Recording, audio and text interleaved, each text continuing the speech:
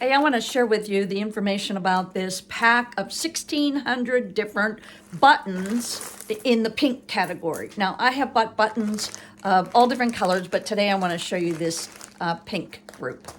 So let me show you. Okay, so you can see I got 1,600 different buttons. Now, they come in all different shapes and sizes. A lot of them sometimes have two colors in them, but you will get, as you can see here, a lot of little ones. To make up that 1,600, you get quite a bit of little ones. So you get all different shapes, sizes. They're great if you're using crafts, and that's what I use them for. I create different things with them. So I think they'll work well for what my craft projects are. And that's it.